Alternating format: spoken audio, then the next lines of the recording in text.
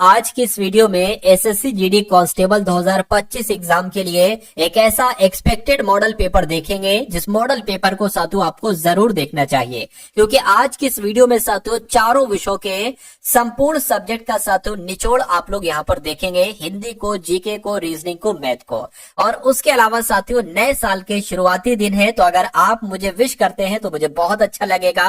और साथ ही साथ कमेंट में ये भी बताइएगा कि आप ये कहां से विश कर रहे हैं, यानी कि कौन सी स्टेट से साथियों आप हैं। यहाँ पर साथियों हिंदी के 20 सवाल होंगे। कोशिश करिएगा कि साथियों 12 से ऊपर ही आप यहाँ पर कोशिश करें कि आपके सवाल सही हो पाए। चलिए, तो पहला सवाल है, कह रहे कि मैं आपका दर्शन करने आया हूं, आपको बताने दिक्कत कहां पर है, अशुद्धि कहां पर है। देखिए, मैं आपकी, ठीक है, या अगर बात करें साथियों मैं आपके या मैं आपसे, तो यहां पर अगर बात करें क्या आना चाहिए, मैं आपके दर्शन करने आया हूं, यानी कि आपके कहां पर लिखा हुआ है, ऑप्शन नंबर सी में लिखा हुआ है, तो आंसर आपका जाएगा ऑप्शन नंबर सी के साथ। अगला देखिए, कहा जा रहा है साथियों प्रधानाचार्य ने हिंदी अध्यापक को बुलाए। अब बुलाए थोड़ी ना होना चाहिए साथियों, बुलाया होना चाहिए। क्या प्रधानाचार्य जी ने हिंदी अध्यापक को बुलाया, तो साथियों बुलाए की जगह क्या होना चाहिए, बुलाया होना चाहिए। तो मैं कहूंगा दिक्कत कहां पर है, दिक्कत इस 3 वाले में, तो 3 वाला आपका राइट आंसर हो जाएगा, जिनका आंसर ऑप्शन नंबर सी है, बिल्कुल करेक्ट है। अगला सवाल देखिए, अब यहां पर अगर बात करें कि मुझे मजा आती है, रेखांकित शब्द की त्रुटि आपको बताना। अब यहां पर साथियों लिंग से संबंधित त्रुटि है। मुझे मजा आती है नहीं होना चाहिए था, मुझे मजा आता है ये होना चाहिए था। तो दिक्कत साथियों कहां पर है, लिंग में, वचन में, कारक में और विशेषण में। तो मैं कहूंगा साथियों लिंग संबंधी त्रुटि है, आती की जगह आता आना चाहिए था, ये स्त्रीलिंग है, पुल्लिंग आना चाहिए था। अगला देखिए, कह रहे कि साथियों द्रुत शब्द का यहां पर विलोम आपसे पूछा जा रहा है, तो द्रुत का विलोम जड़ होता है, नहीं साथियों। अद्रैत होता है, नहीं साथियों। मंथर होता है। क्या द्रुत का विलोम क्या होता है साथियों, मंथर होता है। आंसर आपका ऑप्शन नंबर सी हो जाएगा। अगले नंबर का सवाल है, कहा जा रहा है साथियों कि कथा के बैगन, ये बहुत इंपॉर्टेंट क्वेश्चन और इस बार आपको देखने को मिलेगा, किसी भी शिफ्ट में ये क्वेश्चन आ सकता है, हो सकता है वो आपकी शिफ्ट हो। कह रहे कि इस मुहावरे का मतलब बता दीजिए, कथा के बैगन। तो मनगढ़ंत बातें, क्या इसका मतलब होता है, असंभव वस्तु या कृपण व्यक्ति या साथियों केवल दूसरों के लिए उपदेश, यानी कि केवल दूसरों के लिए उपदेश, ये इसका अर्थ हो जाएगा किसका, कथा के बैगन के लिए। अगला सवाल आपकी स्क्रीन पर है, कह रहे कि रिक्त स्थान भरने के लिए सबसे उपयुक्त शब्द का चयन कीजिए। से गहने बनते, आपको बताने यहां पर खाली जगह है, किससे गहने बनते, टीन से गहने बनते, मैं कहूंगा नहीं, सोने से गहने बनते या देखिए यहां पर सोना लिखा हुआ है, यहां पर सोने लिखा हुआ है, तो यहां पर जो सही शब्द आना चाहिए वो सोने आना चाहिए, ना कि सोना। ऐसे थोड़ी ना होता है कि सोना से गहने बनते, ऐसे थोड़ी ना, सोने से गहने बनते हैं, ये होना चाहिए। आंसर अगर आपका है ऑप्शन नंबर सी, तो बिल्कुल करेक्ट है। उसके बाद देखिए, कह रहे कि आंख लगना, इस मुहावरे का मतलब क्या होता है, तो गहरी नींद आना या झपकी आना या आंख में दर्द होना या गले पड़ना। तो मैं कहूंगा साथियों आंख लगने का मतलब होता है झपकी आना, यानी कि थोड़ी बहुत नींद आना। तो जिनका आंसर ऑप्शन नंबर बी है, बिल्कुल करेक्ट है। अगला देखिए, कहा जा रहा है कि दिए गए वाक्य का वह भाग याद करें जिसमें कोई त्रुटि है। यदि कोई त्रुटि नहीं है तो विकल्प, कौन से विकल्प को चुनना है, हाँ इस वाले विकल्प को चुनना है। अब देखिए क्या कहा जा रहा है आपसे, कह रहे कि स्टेशन पहुंचते ही वह फोन कर दिया। अब देखिए यहां पर दिक्कत अगर बात करें ना, तो दिक्कत यहां पर है, स्टेशन पहुंचते ही वह फोन कर दिया नहीं होना चाहिए, बल्कि उसने फोन कर दिया ये होना चाहिए। तो दिक्कत कहां पर है, वहां पर है। वहां कहां पर लिखा हुआ, इसमें नहीं, इसमें नहीं, इसमें लिखा हुआ है वहां, तो आंसर आपका जो जाएगा वो ऑप्शन नंबर सी के साथ जाएगा। उसके बाद देखिए अगला सवाल, कहा जा रहा है कि सामान्य नियम के विरुद्ध बात, सामान्य नियम के विरुद्ध बात, इसके लिए आपको एक शब्द बताना है साथियों, क्या यहां पर हो सकता है। उसको अपवाद कहा जाता है, उसको वाद कहा जाता है, उसको संवाद कहा जाता है और इसको विवाद कहा जाता है। तो आपको मालूम होना चाहिए कि अगर कोई नॉर्मल सा नियम है, उसके विरुद्ध कोई बात है, ठीक है, या हल्की फुल्की कोई एक ऐसी बात जो इस नियम में गड़बड़ी बता रही है, या उसके जो विरुद्ध बात है, उसको अपवाद कहा जाता है। आपको मालूम होना चाहिए। आंसर अगर आपका है ऑप्शन नंबर ए के साथ, तो बिल्कुल करेक्ट हो जाता है। अगला सवाल आपकी स्क्रीन पर पूछा आपसे जा रहा है कि सद्भाव रेखांकित शब्द का सही विलोम क्या होगा, यानी कि इसका आपको विलोम बताना है साथियों, क्या होगा। देखिए स्वभाव होगा, मैं कहूंगा नहीं, स्वभाव नहीं होता है सद्भाव का, गुस्सा भी नहीं होता है साथियों, दुर्भाव होता है। क्या आप लोग ध्यान रखेंगे, अगर सद्भाव का विलोम पूछा जाए तो दुर्भाव बताना, या दुर्भाव का विलोम पूछा जाए तो सद्भाव आपको बताना है। अगला सवाल है आपकी स्क्रीन पर, कह रहे कि तीनों भुवनों के स्वामी हैं इसलिए त्रिलोकीनाथ कहलाते हैं, या तीनों धरती के स्वामी हैं, तीनों आकाशों के स्वामी हैं, तीनों भवनों के स्वामी हैं। तो यहां पर अगर बात करें साथियों, तीनों भवनों के स्वामी है इसलिए त्रिलोकीनाथ कहलाते हैं। ये सबसे सटीक आपका हो जाएगा, आंसर आपका जाएगा ऑप्शन नंबर ए के साथ। अगला सवाल है, कहा जा रहा है कि गुण दोष का समरूप मूल्यांकन करने के लिए एक शब्द साथियों क्या हो सकता है, बताइए।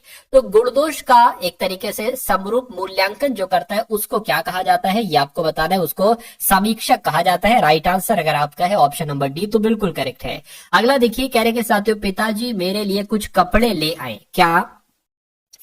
अब यहां पर अगर साथियों बात करें, पिताजी मेरे लिए कुछ कपड़े ले आए, देखिए पिताजी भी सही लिखा हुआ, मेरे लिए बिल्कुल सही लिखा हुआ, कुछ कपड़े ले आए ये भी सही लिखा हुआ, यानी कि इसमें तो कोई दिक्कत ही नहीं है। दिक्कत नहीं है तो हमें कौन सा ऑप्शन चुनना होगा, किसी बदलाव की आवश्यकता नहीं है, हमें ये वाला ऑप्शन चुनना होगा।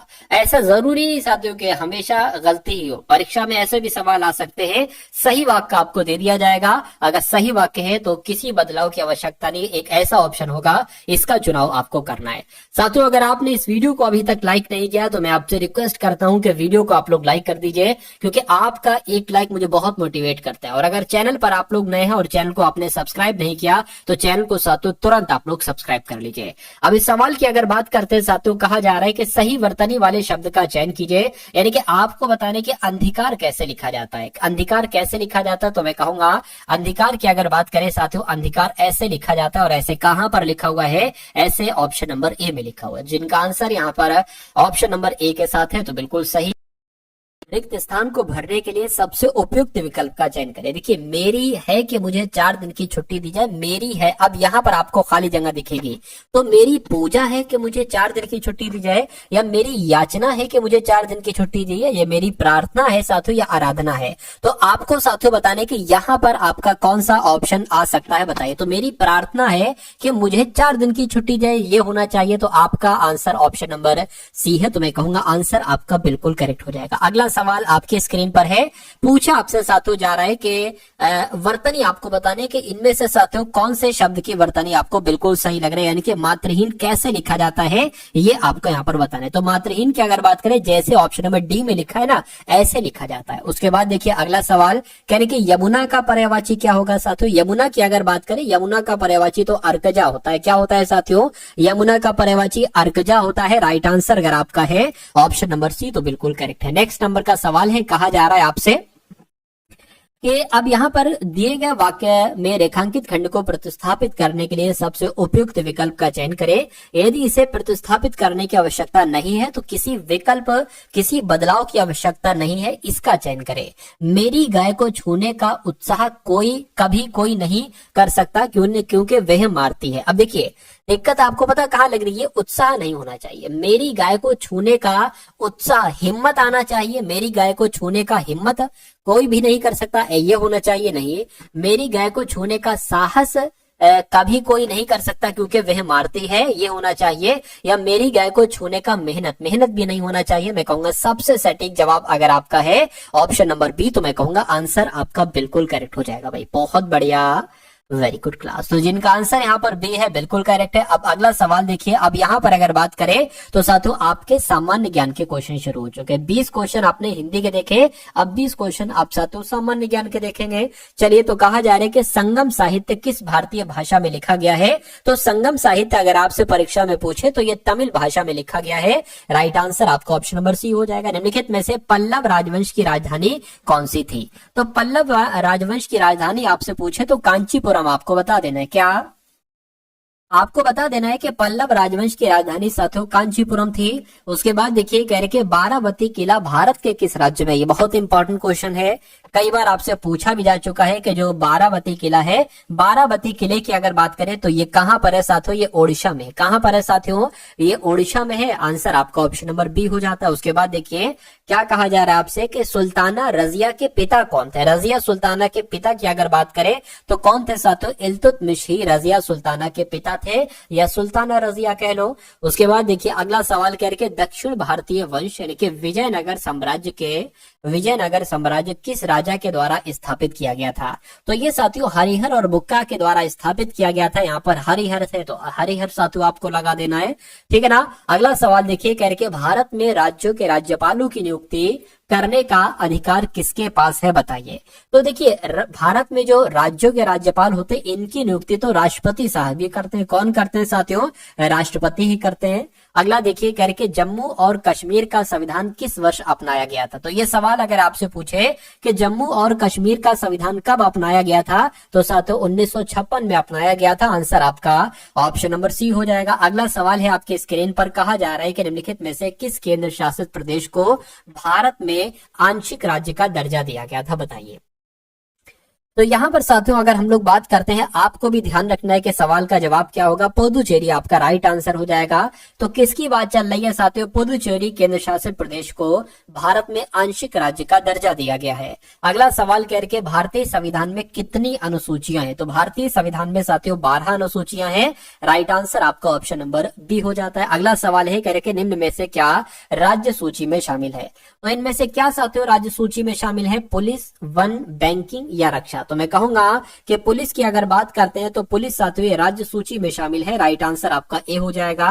उसके बाद देखिए करके भारतीय संविधान में जो पहला संविधान संशोधन यानी कि संविधान में जो पहला संशोधन किया गया वो कब किया गया? 1948 में, 1951 में, 1950 में, 1947 में।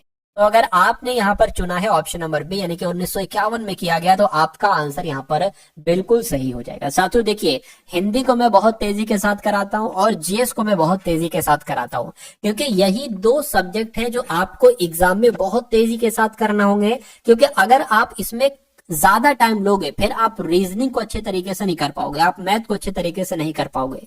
तो आपकी प्रैक्टिस में इतनी बनवा दूंगा साथियों कि नैनो सेकंड में आप क्या कर दें, जीके का आंसर दे दें और हिंदी का आंसर दे दें और फिर आपके पास भरपूर समय होगा रीजनिंग और मैथ के क्वेश्चंस को करने के लिए। अगर आपके पास रीजनिंग और मैथ के क्वेश्चंस को करने के लिए कम समय है तो ये समझ लीजिए बहुत नुकसान में आप जाओगे। तो इसलिए साथियों आपको पूरा प्रिपेयर होके जाना है क्योंकि आपको ये समझना है कि ये आपके पास अंतिम मौका है। इसके बाद आपका कोई एग्जाम नहीं है, आप इसके बाद कोई फॉर्म नहीं भरेंगे। आप अगर ऐसा सोचकर अपनी पढ़ाई करते हैं तो आपकी ये समझ लीजिए मेहनत डबल हो जाएगी, ट्रिपल हो जाएगी, ये समझ लीजिए। लेकिन अगर आप ये हल्के में लेते हो कि भाई वैकेंसी तो और भी है, और भी वैकेंसी आने वाली है, एनटीपीसी है, रेलवे की वैकेंसी ग्रुप डी की आने वाली है या उसके बाद दिल्ली पुलिस की वैकेंसी आने वाली है, तो समझ लीजिए मेहनत आपकी आधी हो जाएगी। और कोई भी किसी भी चीज को ये सोचकर करता है कि मेरे पास अंतिम मौका है, मुझे पूरी मेहनत के साथ करना है, तो फिर अपनी वो मेहनत बढ़ा देता है। तो आप ये सोचिए कि आपके पास अंतिम मौका है क्योंकि अभी आपके पास वो समय है जब आप पढ़ाई कर सकते हो। आपकी एज भी है, क्या पता अगली बार ये वैकेंसी है आपकी एज ना हुई, या क्या पता आई भी ये 2 साल बाद आई, क्या पता, ठीक है ना। तो आप मेहनत से पढ़िए, अपना एक सिलेक्शन ले लीजिए जो आपका एक हक है और जो आपको मिलना चाहिए। खैर अब हम लोग साथियों बढ़ते इस सवाल की तरफ। पूछा आपसे जा रहा है कि भारतीय संविधान में मौलिक कर्तव्यों को कौन से संशोधन के द्वारा शामिल किया गया था। तो साथियों 42वें संविधान संशोधन के द्वारा शामिल किया गया था। राइट आंसर आपका बी हो जाएगा। अगला सवाल आपके स्क्रीन पर है, कहा जा रहा है 1985 में भारतीय संविधान के 52वें संशोधन में क्या सुधार किया गया था। तो साथियों क्या सुधार किया गया था ये आपसे यहाँ पर पूछा जा रहा है, मुझे बताइए। तो भारतीय गणराज्य में सिक्किम को एक राज्य के रूप में शामिल किया गया नहीं, कर में वृद्धि के संबंध में संघ एवं राज्य सूची में संशोधन नहीं, दल बदल विरोधी कानून को शामिल किया गया, ये आपका राइट आंसर हो जाएगा। यानी कि संविधान के 52वें संविधान संशोधन के एक तरीके से में क्या सुधार किया गया था, तो दल बदल विरोधी कानून को शामिल किया गया था। आंसर आपका ऑप्शन नंबर सी हो जाएगा। अगला सवाल है, कहा जा रहा है आपसे कि 103वां संवैधानिक संशोधन ये किससे संबंधित, ये बहुत बार सवाल आया है साथियों। तो ये आर्थिक आरक्षण से संबंधित है। किससे? ये आर्थिक आरक्षण से संबंधित है, ये आपको याद रखना है। आंसर अगर आपका ऑप्शन नंबर ए है तो मैं कहूंगा आंसर आपका बिल्कुल सही। अगला सवाल आपकी स्क्रीन पर, कहा जा रहा है आपसे कि रेगुर मिट्टी को किस नाम से जाना जाता है, किस मिट्टी के नाम से जाना जाता है। तो रेगुर मिट्टी को साथियों काली मिट्टी भी कहा जाता है। क्या कहा जाता है? काली मिट्टी भी कहा जाता है। उसके बाद देखिए कह रहे कि प्रकृति में रेतीली और गुण में लवणीय होती है। तो साथियों किस मिट्टी की बात चल रही है? मैं कहूंगा शुष्क मिट्टी की बात चल रही है। यानी कि शुष्क मिट्टी प्रकृति में रेतीली और गुण में लवणीय होती है। उसके बाद देखिए कहा जा रहा है कि निम्नलिखित में से कौन सी मिट्टी भारत के उत्तरी मैदानों में पाई जाती है, बताइए। तो भारत के उत्तरी मैदानों में साथियों जलोढ़ मिट्टी पाई जाती है। कौन सी मिट्टी पाई जाती है? जलोढ़ मिट्टी ही भारत के उत्तरी मैदानों में पाई जाती है। उसके बाद देखिए अगला सवाल है, कह रहे कि उत्तरी भारतीय मैदानों की दलदली पट्टी को किस नाम से जाना जाता है? तो किस नाम से जाना जाता है साथियों? तराई नाम से जाना जाता है, तराई क्षेत्र के नाम से। उसके बाद देखिए कह रहे कि छत पर वर्षा जल संचयन शुरू करने वाला पहला भारतीय राज्य कौन सा था, बताइए। तो यहां पर अगर बात करें साथियों, तमिलनाडु आपका राइट आंसर हो जाएगा, यानी कि छत पर वर्षा का जल को संचयन करने वाला पहला भारत का राज्य तमिलनाडु था। आंसर आपका ऑप्शन नंबर ए हो जाएगा। अगला सवाल आपकी स्क्रीन पर, कहा जा रहा है कि राग मियां मल्हार का सर्जन किसने किया था? तो साथियों ये तानसेन ने किया था। किसने किया था? तानसेन ने किया था। मियां मल्हार का सर्जन किसने किया था? तानसेन ने किया था। अब यहां पर अगर बात करें तो साथियों रीजनिंग के क्वेश्चंस आपके शुरू हो चुके, तो बहुत अच्छे तरीके से इन सभी सवालों को साथियों आप देखिएगा और अपने एग्जाम को क्रैक कर दीजिएगा। यहां पर कुछ चुनिंदा क्वेश्चंस हैं, कॉन्सेप्ट है जो आपको देखना चाहिए। रीजनिंग के बहुत शानदार क्वेश्चन है साथियों, देखिए। अब अगर बात करें, ये सवाल एसएससी जीडी में आया हुआ है पिछले साल में, ठीक है। तो अगर आप ये सवाल कर लेते हैं, यानी कि आप बीट कर देते हैं पिछले साल को, ठीक। चलिए, कहने के 6 मित्र हैं। कौन कौन 6 मित्र हैं? नेहा है, काव्या है, गीता है, वरुण है, पूजा है और कपिल है। इनकी आयु अलग अलग है। अब एक बार ध्यान कर लीजिए साथियों, मैं आपको समझा रहा हूं, मैं सवाल को सॉल्व नहीं कर रहा हूं। अगर इस सवाल को सॉल्व करूं तो ज्यादा से ज्यादा 40 से 45 सेकंड लगना है, अगर बहुत लगा तो 50 सेकंड लग जाएगा। लेकिन मैं समझा रहा हूं तो इसलिए हो सकता हो 1 मिनट 1.5 मिनट लग जाए किसी किसी क्वेश्चन में। अगर कोई क्वेश्चन ज्यादा लेंदी है तो 1.5-2 मिनट भी लग सकते हैं, क्योंकि आपको समझा रहा हूं, लगा नहीं रहा हूं, ठीक है। क्योंकि जब लगाया जाता है तो ऐसे थोड़ी ना पढ़ा जाता है, नेहा, काव्या, गीता, अरे भाई ठीक है इतने लोग हैं, ठीक है आगे बढ़ गए, ऐसे करके। चलिए खैर देखते हैं। करेंगे गीता पूजा से बड़ी है, तो साथियों हम क्या करते हैं, देखिए ये बड़ा है, ये अगर बात करें ना, ये 2 मुंह जिधर बनेंगे वो बड़ा होगा, जिधर नोक बनेगी साथियों वो आपका क्या हो जाएगा, वो आपका छोटा हो जाएगा। तो कहा गया है गीता पूजा से बड़ी है, यानी कि साथियों अगर बात करते हैं, पूजा यहां पर आ गई, पूजा यहां पर आ गई, यानी कि पूजा से बड़ी कौन है? गीता है, तो गीता साथियों यहां पर आ गई, ये बात ध्यान रखना है।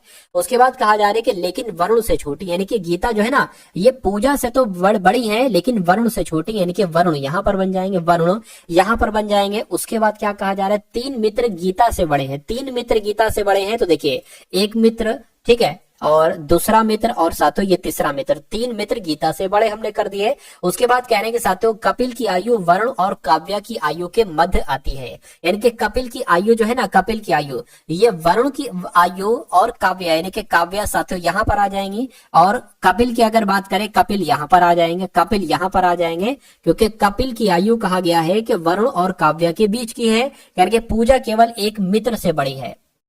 अब देखिए 6 मित्र थे, 1 2 3 4 5, 5 तो ये हो गए। तो साथियों क्या कहा जा रहा है? पूजा केवल एक मित्र से बड़ी है, यानी कि मैं कहूंगा साथियों यहां पर भी कोई आएगा, पूजा केवल एक मित्र से बड़ी है, तो पूजा केवल एक मित्र से बड़ी, उन सब में सबसे छोटी कौन है, यानी कि यहां पर आपको बताना है कौन आएगा। देखिए 6 लोग थे, 5 लोग लिख दिए, तो जाहिर सी बात है एक ही लोग इसमें से बचा होगा, तो वो कौन बचा है साथियों? मैं कहूंगा नेहा, यहां पर मैंने नहीं लिखा तो जाहिर सी बात है नेहा का नाम यहां पर आ जाएगा। तो सबसे छोटा कौन हो गया साथियों? नेहा होगी। अब देख लीजिए नेहा कौन से ऑप्शन में है, तो ऑप्शन नंबर सी वाले में, तो ये क्या होगा? ये आपका बिल्कुल सही जवाब हो जाएगा। भाई बहुत बढ़िया, वेरी गुड क्लास। अगला सवाल देखिए, कह रहे के साथियों TUNER को VRRBX लिखा जाता है, तो आपको बताने के CLOCK को क्या लिखा जाएगा, फटाफट आपको बताने। देखिए मैं प्लेस वैल्यू लिख लेता हूं, T 20 पर होता है, U 21 पर होता है, N 14 पर होता है, E 5 पर होता है और R 18 पर होता है। अब देखिए इसको मैं लिख लाऊं, V की अगर बात करें ये 22 पर होता है, R 18 पर होता है, R 18 पर होता है और B 2 पर होता है, X आपका 24 पर होता है। अब देखिए ये 20 से 22 हो गया, यानी कि 2 बड़ा है। कितना बड़ा है साथियों? 2 प्लस किया गया है, ठीक है। 21 से 18 हो गया है, यानी कि साथियों 3 माइनस किया गया है। 14 से 18 हो गया, यानी कि साथियों 4 प्लस किया गया है, 4 प्लस किया गया है। ये 5 से 3 2 हो गया है, यानी कि साथियों 3 माइनस किया गया। फिर 18 से ये आपका 24 हो गया, यानी कि कितना 6 प्लस किया गया। तो जो यहाँ पर लॉजिक लगा है मेरे हिसाब से वही लॉजिक यहाँ पर लगेगा। अब सी में सबसे पहले हमें 2 जोड़ना है। सी में साथियों जब हम 2 जोड़ेंगे तो साथियों जाहिर सी बात है ई आ जाएगा। एल में अब हमें 3 घटाना है, तो एल में 3 साथियों अगर हम घटा देते हैं तो आई आ जाएगा। अब ओ की अगर बात करें इसमें साथियों 4 प्लस करना है, ओ 15 पर होता है, 19 पर साथियों एस होता है। अब सी में साथियों 3 घटाना है, तो जब हम 3 घटाएंगे तो जाहिर सी बात है जेड आ जाएगा, ठीक है। बी, ए और जेड के की अगर बात करें, अब इसमें 6 प्लस करना है तो मैं कहूंगा कितना आना चाहिए, के 11 पर होता है तो 70 आ जाएगा, 17 पर सातों की होता है। तो आपको देखना है ये ऑप्शन कहां पर है, यानी कि EISZQ कहां पर लिखा हुआ है, तो ऑप्शन नंबर बी में लिखा हुआ है। तो ये क्या होगा, ये आपका बिल्कुल सही जवाब हो जाएगा। अगला सवाल आपकी स्क्रीन पर, अब इसको देखिए और बता दीजिए राइट आंसर क्या है। ये भी सातों SSC GD का सवाल है। अब देखिए जैसे कि आपके सामने ये है, मतलब ये ट्रायंगल है और इस ट्रायंगल से यहाँ पर 3 ट्रायंगल हो गए, 3 ट्रायंगल के बाद 5 ट्रायंगल हो गए, तो 5 ट्रायंगल के बाद यहाँ पर कितने ट्रायंगल होंगे बताइए। देखिए 1 ट्रायंगल, 3 ट्रायंगल, 5 ट्रायंगल, तो बच्चा बच्चा बता देगा कि एक नंबर के गैप से हिसाब किताब चल रहा है। तो साथियों यहाँ पर कितना आ जाएगा, 7 ट्रायंगल आ जाएगा, 7 नंबर आ जाएगा मतलब। तो 7 ट्रायंगल जहां पर है वो आंसर होगा। इसमें 6 ट्रायंगल है, इसमें साथियों मेरे हिसाब से 6 ये 8 ट्रायंगल हो जाएंगे, इसमें 9 ट्रायंगल हो जाएंगे, 1 2 3 4 5 6 7, इसमें साथियों 7 ट्रायंगल हो जाएंगे। तो आपका आंसर ऑप्शन नंबर ए के साथ होना चाहिए। अगला सवाल आपकी स्क्रीन पर साथियों देखिए, एक निश्चित कूट भाषा में REFINE को क्या लिखा जाता है, KHOZKL लिखा जाता है। तो आपको बताना है साथियों उसी कूट भाषा में SOLVNT को क्या लिखा जा सकता है। अब आपको साथियों पहचानने के जो लॉजिक इसमें लगा है, यानी कि इन लेटर से ये लेटर्स बने हैं, वही लॉजिक यहाँ पर लगेगा। तो वो कौन सा लॉजिक है, देखिए सिंपल सी बात है साथियों, जो प्लेस वैल्यू है वो लिखिए। सबसे पहले आप R 18 पर होता है, R आपका 18 पर हो गया क्या। अगर यहाँ पर बात करते हैं साथियों R की, तो R आपने 18 पर लिख लिया, ठीक है। उसके बाद अगर बात करते क्या लिखा हुआ है, E 5 पर होता है और F 6 पर होता है, E 5 पर और साथियों F 6 पर हो गया। उसके अलावा I 9 पर होता है, N की बात करें 14 पर होता है, E 5 पर होता है। अब यहाँ पर अगर बात करते हैं साथियों इसको लिख लेते हैं, K 11 पर होता है, K 11 पर हो गया, H 8 पर हो गया है, O साथियों 15 पर हो गया, और Z की बात करें 26 पर हो गया, K 11 पर हो गया, L आपका 12 पर हो गया। यहाँ पर देखिए साथियों ये 18 है, 18 से साथियों 11 हुआ, यानी कि मैं कहूंगा 7 माइनस हुआ है। ये 5 है, 5 से 8 हुआ है साथियों, 3 प्लस कर दिया गया है। 6 है, 6 से 15 एकदम से हो गया साथियों, मैं कहूंगा 9 प्लस किया गया है। उसके बाद 9 से 26, तो फिर से ये लॉजिक नहीं लगेगा। यहाँ पर कुछ तो सेम आना चाहिए भाई, 7 3 7 3 ऐसे करके आता, या कोई एक नंबर प्लस होता, एक नंबर घटता, ऐसे आता, लेकिन यहाँ पर ऐसा कुछ नहीं है। अब कुछ नहीं है साथियों, तो ये लॉजिक हमारा क्या हो जाएगा, ये लॉजिक हमारा फेल हो जाएगा, कोई दिक्कत नहीं। अब दूसरा लॉजिक देखिए, अगर 5 से 11 यहाँ पर बनाया गया, तो मैं कहूंगा साथियों कितना माइनस किया गया, 6 माइनस किया गया है। उसके बाद 14 से यहाँ पर 8 हुआ है, तो कितना एक तरीके से यहाँ पर साथियों 14 से यहाँ पर तो ये प्लस हुआ है और यहाँ पर साथियों माइनस होगा, कितना 6 माइनस किया गया। अरे भाई 5 में 6 जोड़ेंगे 11 आएगा, 14 में 6 में घटाएंगे तो 8 आएगा, 9 में साथियों क्या 6 प्लस करेंगे तो कितना आ जाएगा, 15 आ जाएगा। 6 से 26 हुआ है, मैं कहूंगा 6 से 26 हुआ है, यानी कि 6 घटा होगा। तो इसमें भी साथियों वही है, 5 से 11 यानी कि 6 प्लस 6 माइनस, 6 प्लस 6 माइनस, ये वाला लॉजिक है। तो यही लॉजिक साथियों इसमें आपका लग जाएगा और आपका आंसर निकल आएगा। साथियों यहाँ पर टी में सबसे पहले 6 प्लस करेंगे, तो देखिए अब यहाँ पर ये अंतिम लेटर था, अंतिम नंबर था, यहाँ पर प्लस किया तो ये हमें पहला वाला मिला था, यानी कि इसमें हम साथियों 6 प्लस करेंगे टी में तो हमें मिलेगा। और टी में यानी कि टी 20 पर होता है, 6 जोड़ेंगे 26 हो जाएगा, 26 पर साथियों जेड होता है, ठीक है। उसके बाद अगर यहाँ पर अगर बात करते हैं एन 14 पर होता है, इसमें साथियों अगर क्या अब यहाँ पर 6 घटाएंगे तो 14 में से साथियों 6 घटाएंगे तो कितना आता है, 8 आता है। 8 पर क्या होता है, एच होता है। तो जेड एच कहां पर लिखा हुआ है, सिर्फ और सिर्फ ऑप्शन नंबर बी वाले में लिखा हुआ है, बी वाले में लिखा हुआ है। तो यही आपका क्या होगा, यही आपका बिल्कुल सही जवाब हो जाएगा। उसके बाद देखिए अगला सवाल है, कह रहे के यहाँ पर कुछ नहीं करना है साथियों, FD8 PCQ को आपको दर्पण प्रतिबिंब में साथियों ये कैसा दिखेगा ये आपको बताना है। मैं आपको हर बार बताता हूं कि जो सबसे अंत वाला लेटर होता है वो सबसे पहले दिखता है दर्पण में, लेकिन कैसा दिखता है, उल्टा दिखता है। जैसे कि अगर Q की बात करें तो Q कुछ ऐसे करके दिखेगा, C कुछ ऐसे करके दिखेगा, T कुछ ऐसे करके दिखेगा, 8 जैसा वैसा दिखेगा, D की बात करें D आपका ऐसे दिखेगा, और F की बात करें F आपका ऐसे दिखेगा। तो ऐसा कौन से ऑप्शन में साथियों लिखा हुआ है, बस ये आपको बताना है साथियों। Q C P 8 D F में कहूंगा ऐसा ऑप्शन नंबर ए में लिखा हुआ है, तो ये क्या होगा, ये आपका बिल्कुल सही जवाब हो जाएगा। उसके बाद देखिए साथियों नेक्स्ट नंबर का सवाल है और ये बहुत शानदार सवाल है, मैं कहूंगा ये कॉन्सेप्ट आपके एग्जाम में जरूर पूछा जाएगा। कह रहे हैं कि जीवा कमल की पुत्री है, तो जो कहा जाए साथियों वो आप करते जाइए। ये क्या कहा गया है, जीवा की जब ने बात की है साथियों, जीवा की यहाँ पर बात की है, जीवा की अगर बात करें तो ये साथियों कमल की पुत्री हो गई। क्या कमल की पुत्री हो गई जीवा। कह रहे कमल के दो पुत्र हैं। अच्छा एक तो पुत्री है, दो पुत्र होंगे, मान लीजिए एक ये पुत्र हो गया और दूसरा साथियों ये पुत्र हो गया। ये बात भी क्लियर है। कह रहे अदा मानविता की पुत्री है जो कमल के पुत्र की पत्नी है। अब देखिए कमल ये हो गया कमल के पुत्र की पत्नी, कमल का पुत्र एक ये भी है कमल का पुत्र, एक ये भी है साथियों। तो मान लेते कमल का पुत्र, ये इस वाले की बात चल रही है, कमल के पुत्र की पत्नी है। कौन कमल के पुत्र की पत्नी है, ये मानविता, ठीक है ना। अदा जो है ना ये मानविता की पुत्री है, ठीक है। मानविता की पुत्री की अगर बात करें, अब देखिए यहां पर ये क्या हो गई, ये कमल के इस वाले बेटे की ये पत्नी हो गई मानविता, पहला पॉइंट मानविता। अब इनकी पुत्री की अगर बात करें, इनकी पुत्री कौन है साथियों, अदा है। ये सवाल में कहा गया है, कह रहे कि अदा मानविता की पुत्री है। अब जो का मतलब होता है दूसरे वाले के लिए, ये पहला वाला है ये दूसरा वाला है, तो जो का मतलब दूसरे वाले के लिए। तो मानविता जो है ना ये कमल के पुत्र की पत्नी है, ठीक है। कह रहे कि वीनू प्रेम की माँ है। अभी हमें कुछ नहीं पता है कि वीनू कौन है, प्रेम कौन है, ठीक है। वीनू जो है ना ये प्रेम की माँ है, ठीक है। प्रेम अशोक का भाई है, अशोक का भाई है जो कि अदा का पिता है। अच्छा प्रेम अशोक का भाई। अब अशोक की बात चल रही है, अदा का पिता कौन है। देखिए अदा की माता तो हमें पता है, अदा के पिता कौन हो जाएंगे साथियों, अशोक हो जाएंगे। मैंने आपको अभी बताया ना कि जो का संबंध जो होता है वो दूसरे वाले के लिए होता है, पहला वाला ये दूसरा वाला ये। प्रेम अशोक का भाई है। अब आपको ये बात मालूम पड़ गई होगी कि इनके दो बेटे थे कमल के, ठीक है ना। एक का नाम अशोक आपको पता चल गया, दूसरे का नाम क्या है साथियों, दूसरे का नाम प्रेम है। राइटिंग पर मत जाइएगा, थोड़ा सा आप कॉम्प्रोमाइज कीजिएगा। देखिए कहने के अब यहां से पढ़िए जरा एक बार, वीनू प्रेम की माँ है। अब देखिए प्रेम की माँ कौन हो जाएंगी, प्रेम की माँ, अशोक की माँ, जीवा की माँ कौन हो जाएंगी साथियों, वीनू हो जाएंगे। मैं कह सकता हूँ वीनू की अगर बात करें तो ये कमल की पत्नी होगी। अरे भाई कमल की पत्नी वीनू, वीनू और कमल के 3 बच्चे हैं, जीवा एक पुत्री है, 2 पुत्र है साथियों प्रेम और अशोक। अशोक की पत्नी है मानविता, मानविता की बेटी है अदा।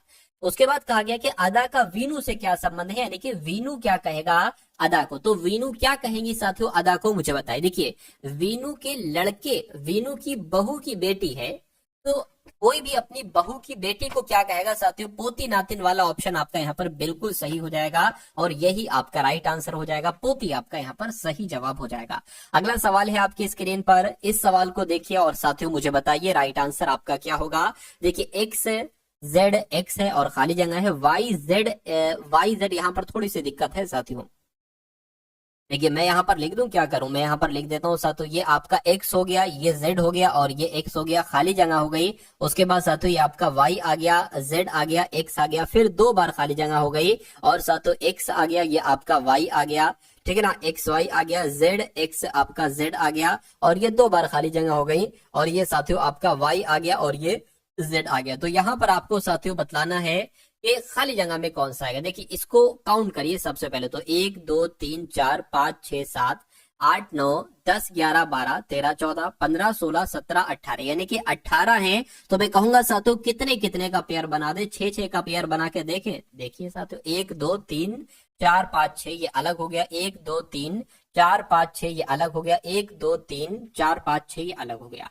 आप देख रहे हैं कि अंत में YZ आ रहा है, ठीक है। शुरू में XZ आ रहा है तो X लिखा हुआ है तो यहाँ पर Z और X आ जाएगा, XZ लिखा हुआ है तो यहाँ पर साथ X आ जाएगा। अब ये अंत में आ रहा है XYZ तो यहाँ पर XYZ हो गया, यहाँ पर XYZ हो गया, यहाँ पर साथ XYZ हो गया, ठीक है ना। तो XZX और XYZ, XZX XYZ, XZX XYZ। आपको देखना है कि आपने अपने पेन से साथियों क्या क्या लिखा है। आपने X लिखा है, आपने ZX लिखा है, ये आपने डबल X लिखा है। तो मैं कहूंगा साथियों कि यहाँ पर ऐसा कहां पर लिखा हुआ है XZ और XXX, ऐसा साथियों ऑप्शन नंबर ए में लिखा हुआ है। तो ये क्या होगा, ये आपका बिल्कुल सही जवाब हो जाएगा। अगला सवाल देखिए आपकी स्क्रीन पर है, इस सवाल को साथियों देखिए और मुझे बता दीजिए कि आपका सही जवाब यहाँ पर किस ऑप्शन के साथ जा सकता है। चलिए देखिए कह रहे हैं कि साथियों 9783 को 3879 लिखा जाता है तो आपको बताना है 1958 को क्या लिखा जा सकता है। अच्छा यहाँ पर एक बात मैंने देखी कि जो यहाँ पर नंबर्स लिखे ना वही नंबर्स यहाँ पर लिखे, बस थोड़ा सा इधर का उधर, उधर का इधर हुआ है। जैसे कि बात करें 3 ये था, 3 ये है, ये हो गया, 8 साथियों ये हो गया, 7 आपका ये हो गया और 9 आपका ये हो गया। यानी कि यहाँ पर भी साथियों हम बहुत आराम से निकाल लेंगे। 8 यहाँ पर आ जाएगा और आपका 5 यहाँ पर आ जाएगा साथियों, और आपका 9 की अगर बात करें यहाँ पर आ जाएगा, और 1 आपका साथियों यहाँ पर आ जाएगा।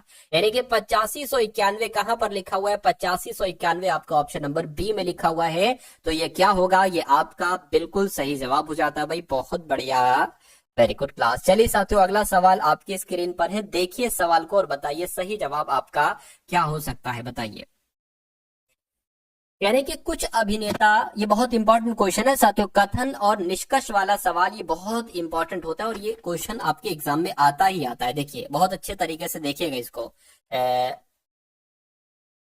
यानी कि कुछ अभिनेता नृत्य रचनाकार है। तो साथियों अभिनेता की अगर बात करें तो मान लीजिए साथियों ये आपके क्या हो गए? ये आपके अभिनेता हो गए। शॉर्ट में आपको लिखना है एग्जाम में भी। कुछ अभिनेता क्या हो गए साथियों? नृत्य रचनाकार हो गए। तो मैं कह सकता हूं साथियों, मान लीजिए इतने इतने अभिनेता क्या हो गए साथियों? नृत्य रचनाकार हो गए। शॉर्ट में लिख दिया मैंने भी, कुछ नृत्य मतलब कुछ अभिनेता नृत्य रचनाकार हो गए, ठीक है। उसके बाद लिखा है सभी नृत्य रचनाकार निर्माता, यानी कि जो सभी ये क्या है? ये नृत्य रचनाकार है, ये क्या हो जाएंगे? सभी, ये सभी के सभी एक तरीके से निर्माता हो जाएंगे। कौन हो जाएंगे? निर्माता हो जाएंगे। उसके बाद कहेंगे एक भी निर्माता निर्देशक नहीं है। तो साथियों यहाँ पर अगर बात करें तो एक भी निर्माता मतलब निर्माता जो है ना वो निर्देशक के अंतर्गत नहीं आएगा, ठीक है। तो साथियों अगर बात करते हैं तो हो सकता हो साथियों यहाँ पर आपका निदेशक आ जाए, ठीक है, निदेशक आपका यहाँ पर आ जाए। अब निष्कर्ष को देखिए और बताइए कौन सा निष्कर्ष सही है कौन सा गलत है। यानी कि कुछ अभिनेता निर्देशक है, कैसे कुछ अभिनेता निर्देशक हो सकते हैं? क्योंकि कथन में हमें बताया नहीं गया है कि कुछ अभिनेता निर्देशक हैं या निर्देशक नहीं है, और जिसके बारे में कुछ बताया नहीं जाता है उसको हम गलत ही मानते हैं, तो इसको भी हम गलत मान लेंगे। एक भी अभिनेता निर्देशक नहीं है, एक भी अभिनेता निर्देशक नहीं। फिर वही बात, जिसके बारे में हमें जानकारी नहीं है वो हम कैसे साथियों कर दें, ठीक है ना। लेकिन एक बात यहाँ पर एक ये फंस रही है, क्या फंस रही है? अब देखिए एक बार में कहा जा रहा है कि कुछ अभिनेता निर्देशक है, हमने गलत मान लिया, ठीक है, क्योंकि अभी हमें नहीं पता है। अब दूसरे को जब आपने पढ़ा है आपने देखा एक भी अभिनेता निर्देशक नहीं है। देखिए दो बातों में से कोई एक बात हो सकती है, या तो मोहन अच्छा है या मोहन अच्छा नहीं है, दोनों में से कोई एक बात हो सकती है। और वही चीज यहाँ पर हो रही है, कुछ अभिनेता निर्देशक है, या तो ये सही होगा या ये सही होगा, एक भी अभिनेता निर्देशक नहीं है।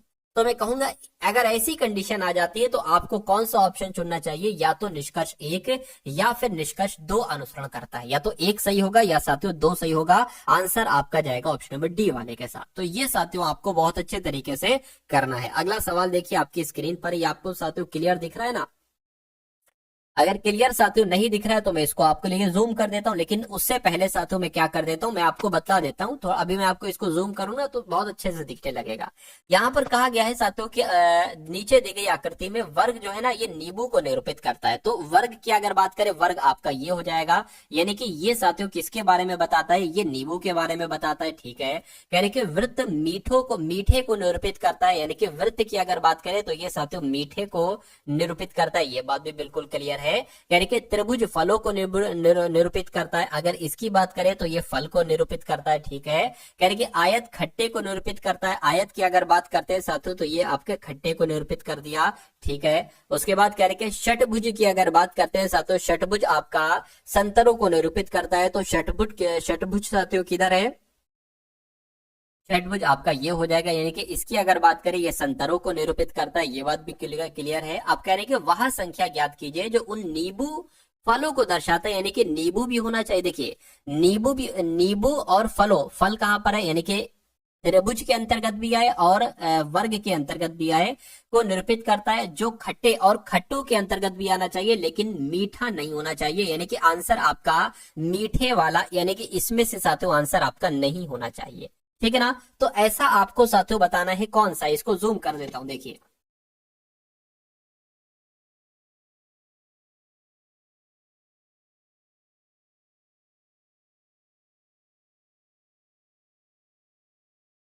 देखिए अगर यहाँ पर बात करें साथियों ये आपका 48 है, ठीक है ना, और ये 18 है। अब देखिए 45, ये 45 संख्या है, ये क्या है? ये 45 संख्या। तो 45 ही एक ऐसी संख्या है जो फल भी है, जो नींबू भी है, जो खट्टा भी है लेकिन जो मीठा नहीं है, मीठे के अंदर का साथियों ये नहीं आ रहा। तो मैं कहूंगा कि आपका आंसर 45 हो जाएगा। आपको अगर दिख रहा है तो अच्छी बात है, नहीं दिख रहा है तो साथियों कोई बात नहीं है। तो 45 कहां पर लिखा हुआ है, कौन से ऑप्शन में लिखा हुआ है साथियों? ऑप्शन नंबर बी में लिखा हुआ है। तो ये क्या होगा, यही तो आपका बिल्कुल करेक्ट आंसर हो जाएगा। अगला सवाल साथियों आपकी स्क्रीन पर देखिए सवाल को और बता दीजिए कि आपका सही जवाब किस ऑप्शन के साथ जाएगा, क्या आपका राइट आंसर होगा। अब देखिए नंबर सीरीज वाला सवाल आपसे पूछा जाता है, कह रहे कि 560 है, उसके बाद 280 आ गया है और 140 है और साथियों 70 है। आपको बताने के अगला नंबर यहां पर क्या हो सकता है बताइए।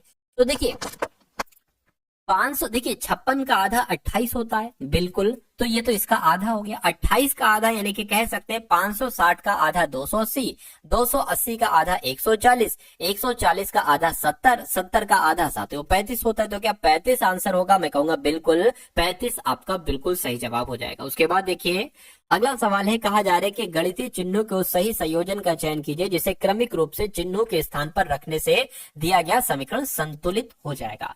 तो इसको साथियों सॉल्व करके आप बताइए संख्याएं क्या है, 7 है, 8 है, 6 है, 130 है, 2 है और साथियों यहाँ पर 3 है। अगर हम बात करें साथियों कौन से वाले ऑप्शन की बात करें तो यहाँ पर साथियों ये आपका हो जाएगा। अगर अंत वाले ऑप्शन से सही करें साथियों, देखते हैं साथियों यहाँ पर गुणा है तो गुणा लिख दिया, ये प्लस है तो प्लस लिख दिया, ये बराबर है तो बराबर लिख दिया, ये भाग है तो भाग लिख दिया और माइनस है माइनस लिख दिया। यानी कि ये वाला पार्ट और ये वाला पार्ट बराबर आना चाहिए। अगर बराबर आ जाता है, एक ही संख्या आ जाती है इधर भी, तो ये हमारा ऑप्शन राइट हो जाएगा। अगर ऐसा नहीं है तो फिर हम बी वाले को चेक करेंगे, सी वाले को चेक करेंगे। देखिए जरा 7 8 56, 56 और 6 साथियों कितना होता है? एक तरीके से मैं कहूंगा 62 होता है। 130 2 से भाग करेंगे तो 65 आ जाएगा, 65 में से साथियों 3 जाएगा तो आपका 62 बनेगा। यानी कि ये तो बराबर हो गया। तो मैं कहूंगा ऑप्शन नंबर डी वाला चेक किया हमने और ऑप्शन नंबर डी वाला ही हमारा बिल्कुल सही जवाब हो गया। अगला सवाल देखिए आपकी स्क्रीन पर है, कह रहे कि उस विकल्प का चयन कीजिए जो तीसरे शब्द से उसी प्रकार संबंधित है जिस प्रकार दूसरा शब्द पहले वाले से संबंधित है। देखिए रुबेला एक बीमारी होती है जो किसकी वजह से होती है? विषाणु की वजह से होती है। तो मलेरिया साथियों किसकी वजह से होती है? मलेरिया साथियों एक तरीके से परजीवी की वजह से होती है। तो क्या परजीवी कहीं पर ऑप्शन में है? मैं कहूंगा बिल्कुल ऑप्शन में है, ऑप्शन नंबर बी वाले में है। तो जिनका आंसर यहाँ पर ऑप्शन नंबर बी है मैं कहूंगा बिल्कुल करेक्ट है। अगले नंबर का सवाल है, तो यहाँ पर अगर बात करें कहा जा रहा है कि 6 व्यक्ति हैं A B C D E F एक घेरा बनाकर बैठे हुए हैं। यानी कि साथियों ये 6 लोग हैं एक घेरे में बैठे हैं। तो साथियों एक घेरा हमने यहाँ पर ये बना लिया, ठीक है ना। थोड़ा सही तरीके से यहाँ पर बना लेता हूँ। क्या कहा जा रहा है? एक गोल घेरे में साथियों लोग बैठे, 6 लोग है ना। तो 1 2 3 4 5 और एक साथियों 6। यानी कि सभी का मुख जो है ना वो केंद्र की तरफ है, सभी का मुख साथियों केंद्र की तरफ है, ठीक है। यानी कि ए और ई के बीच में कौन बैठा है? बी बैठा है, ठीक है। यानी कि सी जो है ना ये डी और एफ के बीच में बैठा है, ठीक है। यानी कि एफ ए के बाईं और बगल में बैठा है। अब पता सबसे पहले हम किस लाइन को करेंगे? इस वाली लाइन को करेंगे। क्यों? क्योंकि साथियों यहाँ पर कहा गया है कि ए और ई के बीच में बैठा है बी। तो हम नहीं समझ पा रहे हैं साथियों ए को हमें किधर बैठाना है, ई को हमें किधर बैठाना है। लेकिन यहाँ पर बिल्कुल सही तरीके से कहा गया है कि ए के बाईं और बगल में बैठा है एफ। तो आप ए को यहाँ बैठाल दो, यहाँ बैठाल दो, यहाँ कहीं पर भी बैठाल दो, आपका आंसर सेम आएगा। तो ए की अगर बात करें, मान लीजिए अगर ए को हम यहाँ बैठाल देते हैं और कह रहे हैं कि ए के बाईं और बगल में एफ बैठा है, यानी कि एफ की पोजीशन यहाँ पर होगी। अब यहाँ पर देखिए ए और एफ में कोई कॉमन मिल रहा है? जरा देखिए बिल्कुल कॉमन मिल रहा है, ए मिल रहा है। तो ए और ई के बीच में बैठा है बी, यानी कि ए और ई के बीच में कौन बैठा है साथियों? बी बैठा है। तो यहाँ पर बी बैठ जाएगा। उसके बाद डी और एफ के बीच में कौन बैठा है? यानी कि डी और एफ के बीच में कौन बैठा है? सी बैठा है। तो सी बैठ जाएगा। तो 6 लोग थे, 6 को हमने बैठा दिया। ई के दाईं और बगल में कौन बैठा है? तो ई की तरह गया, ई के दाईं और बगल में कौन बैठा है साथियों? डी बैठा है। तो यहाँ पर आपका राइट आंसर जो जाएगा वो ऑप्शन नंबर डी के साथ जाएगा। भाई बहुत बढ़िया, वेरी गुड क्लास। चलिए अब उसके बाद अगर यहाँ पर साथियों हम लोग बात करते हैं अगले नंबर के सवाल की। अब इस सवाल को देखिए और मुझे बताइए कि आपका सही जवाब यहाँ पर क्या हो सकता है, क्या कहा जा रहा है करके। अब यहाँ पर अगर बात करें साथियों मैथ के क्वेश्चंस आपके यहाँ पर शुरू हो चुके हैं। 2015 में एक फुटबॉल क्लब में औसत उपस्थिति पिछले वर्ष की तुलना में साथियों 11% कम थी। यानी कि 2015 में एक फुटबॉल क्लब में क्या कहा गया है, एक सेकेंड, हाँ 2015 में एक फुटबॉल क्लब में औसत उपस्थिति पिछले वर्ष की तुलना में यानी कि 2014 की तुलना में 11% कम थी, ठीक है ना। यदि इस वर्ष 3190 लोग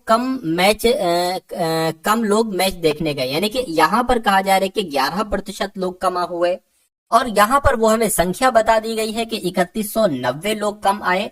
तो मैं कह सकता हूँ साथियों क्या कि कहीं ना कहीं 11% की वैल्यू क्या है, 3190 है।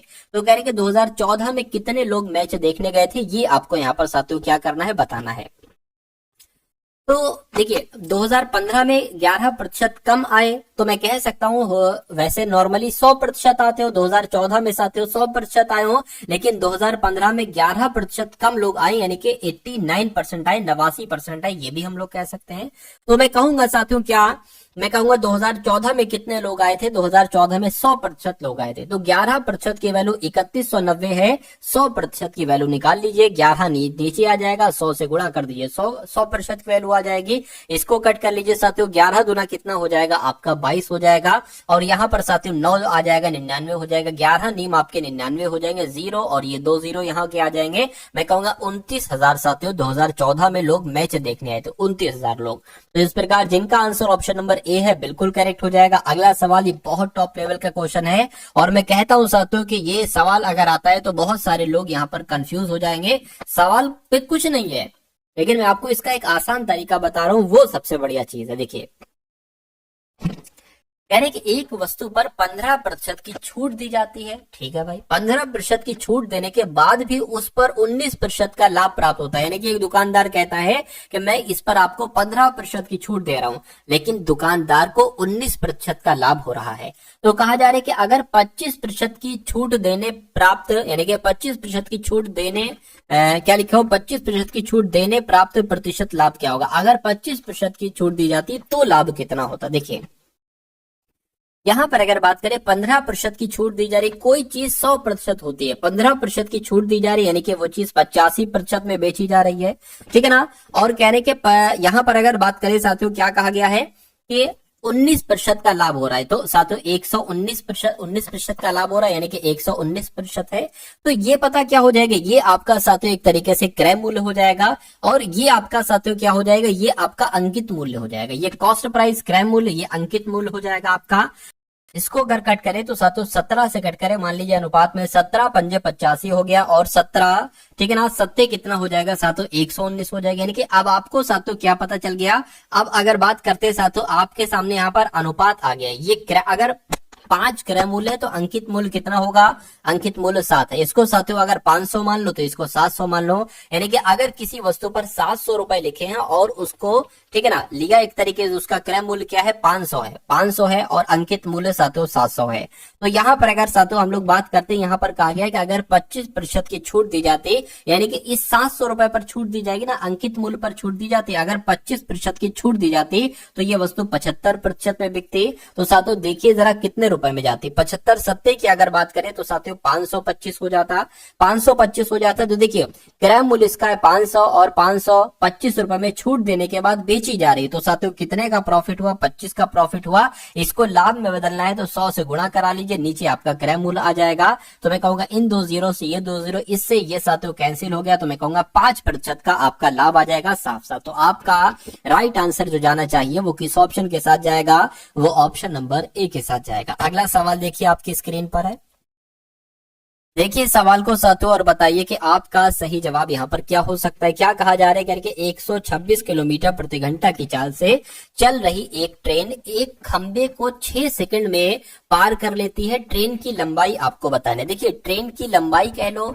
या ट्रेन की दूरी कह लो, क्या ट्रेन की लंबाई कह लो साथियों, या ट्रेन की एक तरीके से बात करें तो दूरी कह लो। तो दूरी बराबर क्या होता है साथियों, दूरी बराबर होता है आपका चाल गुणा समय, ये आपको भी पता है। अच्छा यहाँ पर अगर बात करें चाल आपको दे रखी है, चाल कितनी है साथियों 126 किलोमीटर प्रति घंटा है। अब देखिए आंसर मीटर में आ रहा है ना, तो इस किलोमीटर प्रति घंटा वाली चाल को मीटर प्रति सेकंड में अगर बदलना होता है तो हम हमेशा 5/18 से इसको गुणा कर देते। अब इसको कैलकुलेट करोगे मीटर प्रति सेकंड, ठीक है ना, मीटर में आपकी वो आ जाएगी। अब गुणा अगर बात करें, समय कितना दे रखा है 6 सेकंड दे रखा है, ठीक है, तो ये आपकी चाल हो गई, ये आपका समय हो गया। अब लंबाई यानी कि दूरी साथियों बहुत आराम से निकल आएगी, ट्रेन की लंबाई बहुत आराम से निकल आएगी।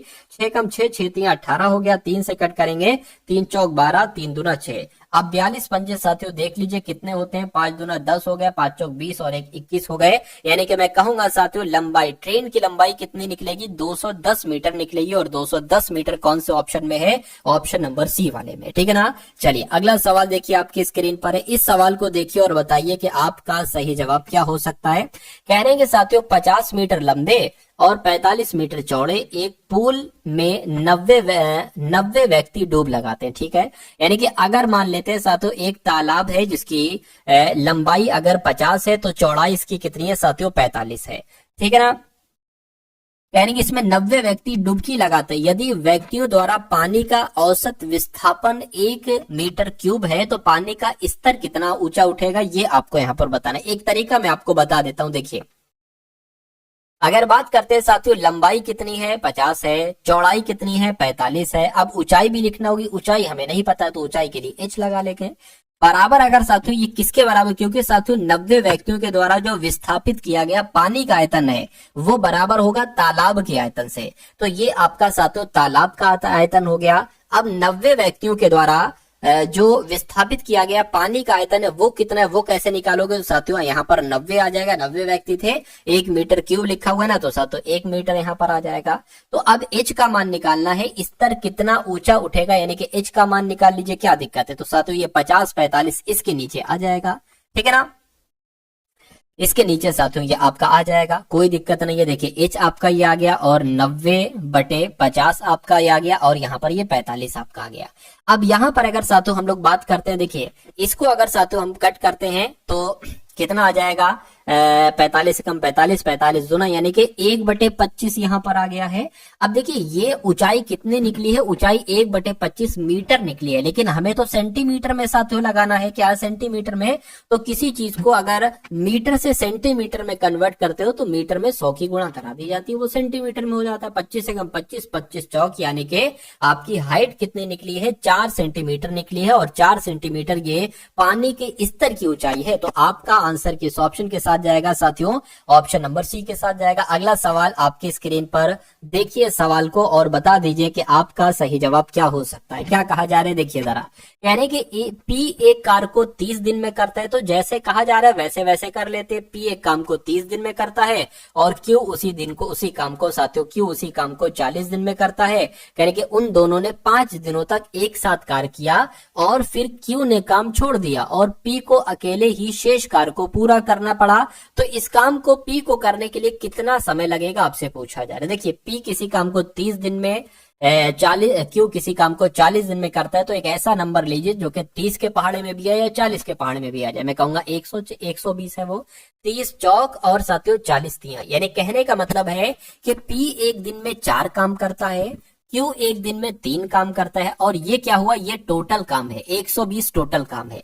तो अगर साथियों ये इन दोनों ने एक दिन का काम कितना होगा, 4 ये काम कर रहा है, 3 ये काम कर रहे हैं, यानी कि एक दिन का काम इनका 7 होगा। और सवाल में कहा गया है कि दोनों मिलकर 5 दिन तक लगातार काम करते हैं। तो साथियों 7 काम अगर डेली कर रहे हैं दोनों लोग, 5 दिन में कितना काम करेंगे साथियों, 35 काम करेंगे। ये बात क्लियर है बिल्कुल। अब कह रहे क्यू ने काम छोड़ दिया, यानी कि अब ये वाला काम नहीं। अच्छा अब देखिए काम बचा कितना है, 120 टोटल काम था, 35 काम दोनों ने कर दिया, कितना काम साथियों बचा है जरा बताइए। मैं कहूंगा 85 काम बचा है। तो यहां पर कहा जा रहा है, क्या कहा जा रहा है साथियों, कह रहे कि क्यू ने काम छोड़ दिया, इसने काम छोड़ दिया, अब पी अकेले इस शेष काम को कितने दिन में करेगा, ये आपको यहां पर साथियों बताना है, ठीक है ना। तो क्या दिक्कत है, कोई दिक्कत नहीं है साथियों, देख लीजिए। तो अगर 4 से इसको भाग करते हैं साथियों, 4 दूना 8 हो जाएगा आपका, ठीक है, 4 एकम 4 हो जाएगा आपका, ठीक है ना। अब बचा क्या साथियों, तो नीचे 4 आ जाएगा, इधर क्या बचा, 1 बचेगा, यानी कि 21 सही 1/4 दिन का समय लगेगा। और 1/4 को एक तरीके से साथियों 6 घंटे कहा जाता है। 1/4 क्या होता है, एक दिन का चौथा, यानी कि 21 दिन तो लगेंगे और बाकी 1/4 लिखा है तो साथियों इसको 6 घंटे हम कन्वर्ट कर लेंगे। तो कुल मिला के 21 दिन 6 घंटे का समय लगेगा। और ये आपका साथियों क्या होगा, ये आपका बिल्कुल सही जवाब हो जाएगा। अगला सवाल है आपकी स्क्रीन पर साथियों, इस सवाल को देखिए और मुझे बता दीजिए कि आपका सही जवाब क्या हो सकता है। चलिए भाई क्या कहा जा रहा है, कह रहे हैं कि साथियों 16,000 की राशि पर एक निश्चित वार्षिक ब्याज दर पर 2 वर्ष के चक्रवृद्धि ब्याज और साधारण ब्याज का अंतर कितना है, 102 रुपए है, 102.40 रुपए है।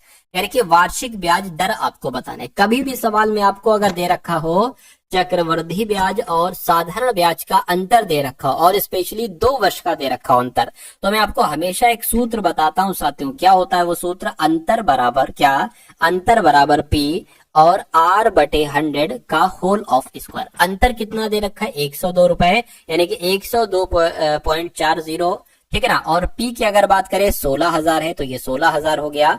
R पूछा जा रहा है आपसे तो R का स्क्वायर हो जाएगा, बटे अगर बात करें तो 100 गुणा 100 हो जाएगा, ठीक है। इन 2 जीरो से ये 2 जीरो कैंसिल हो गए, इस 1 जीरो से आपका ये 1 जीरो कैंसिल हो गया। अगर इसकी बात करते हैं साथियों तो क्या करें, इसको कट कर दें, यह काम करें, ये 10 की गुणा अगर हम यहां पर करा देते हैं, हम यहां पर करा देते हैं, और ये 16 बचा है ना, 16 यहां पर आ जाएगा। यानी कि अब यहां पर सिर्फ और सिर्फ R बचा है, ध्यान रखिए, जो कट गया उसको हम हटा देते हैं। अब यहां पर क्या बचा, R स्क्वायर, साथियों यहां पर खाली बचा हुआ है।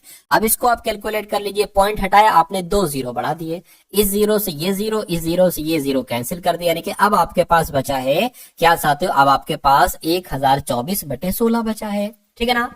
बिल्कुल, ये बात क्लियर है, ये बिल्कुल क्लियर है। इसको अगर साथियों हम कट करते हैं, जरा कट करने को, ये 4 से कटेगा, देखिए जरा, 4 चौक 16, 4 दूना 8, ठीक है ना, 4 पंजे आपका 20 हो जाएगा, और 4 पंजे 4 छंग आपका 24 हो जाएगा। इसको कट करिए, 4 छंग 24 और 4 चौक कितना हो जाएगा, सॉरी 4 पंजे 20, 4 छंग आपका 24 हो गया, और एक जाएगा 4 चौक आपका 16 हो जाएगा, ठीक है ना, कोई दिक्कत तो नहीं है। देखिए जरा 4 छंग, अच्छा 4 छंग यहाँ पर लिखो ना, 4 छंग, एक सेकंड, 4 छंग 24 और 4 चौक 16, यानी कि R स्क्वायर बराबर 64 आया है, तो R बराबर क्या आ जाएगा, 8 आ जाएगा, क्योंकि ये 8 का ही तो स्क्वायर है। तो मैं कहूंगा 8% वार्षिक ब्याज आ जाएगी, और ये क्या होगा, ये आपका साथों बिल्कुल सही जवाब हो जाएगा। अगले नंबर का सवाल है, आज की इस वीडियो का अंतिम सवाल है आपकी स्क्रीन पर। यानी कि एक तार है जो 14 सेंटीमीटर त्रिज्या वाले वृत्त के रूप में इसको मोड़ा जाता है, मतलब एक तार है, ठीक ना, इसको 14 सेंटीमीटर त्रिज्या वाले एक वृत्त के रूप में मोड़ा जाता है, मोड़कर एक वर्ग बनाया जाता है। तो साथों एक तार को हमने ऐसे करके मोड़ दिया, और अगर इसकी त्रिज्या देखते हैं तो 14 सेंटीमीटर इसकी त्रिज्या निकलती है। अब इसी तार को मोड़कर हमने एक वर्ग बना दिया, ठीक है ना। तो आपको पता है कि अगर साथियों किसी चीज को मोड़कर पहले वृत्त बनाओ या कुछ भी बनाओ, फिर उसी को, ठीक है, वर्ग बना दो या आयत बना दो, तो दोनों का परिमाप समान होता है। यानी कि वृत्त का परिमाप समान हो जाएगा, जो वृत्त का परिमाप होगा वही वर्ग का परिमाप होगा। ये बात साथियों आपको ये कॉन्सेप्ट क्लियर रखना है। तो कह रहे कि वर्ग की भुजा की लंबाई ज्ञात कीजिए। देखिए हमेशा वर्ग की भुजा हम a मानते हैं, यानी कि जो ये लंबाई होगी वही ये होगी, वही ये होगी, वही ये होगी। अब वृत्त का परिमाप साथियों कितना होता है आपको पता होना चाहिए, 2πr होता है। और वर्ग का परिमाप क्या होता है साथियों, देखिए 1a 2a 3a 4a, यानी कि 4a आपका ये वर्ग का परिमाप हो जाएगा। ये बात साथियों क्लियर है कि ये बिल्कुल। अच्छा यहाँ पर त्रिज्या दे रखी है, r बराबर 14 सेंटीमीटर आपको दे रखा है, तो 2 की जगह पर 2, पाई की जगह पर 22/7, और साथियों r की जगह पर 14 आ जाएगा, बराबर 4a आ जाएगा। इसको कट करेंगे साथियों, 2 यहाँ पर आ जाएगा, यानी कि 22 दूना 44, 44 दूना 88 हो जाएगा। तो a बराबर क्या आ जाएगा, 88 बटे यहाँ पर 4 आ जाएगा। a बराबर 4 दूना 8, 4 दूना 8, यानी कि 22 यहाँ पर आ जाएगा। तो a की जानकारी पूछ रहे थे, ये भुजा है, ये साथियों a क्या है, ये भुजा है, और भुजा बराबर 22 आ गया है। तो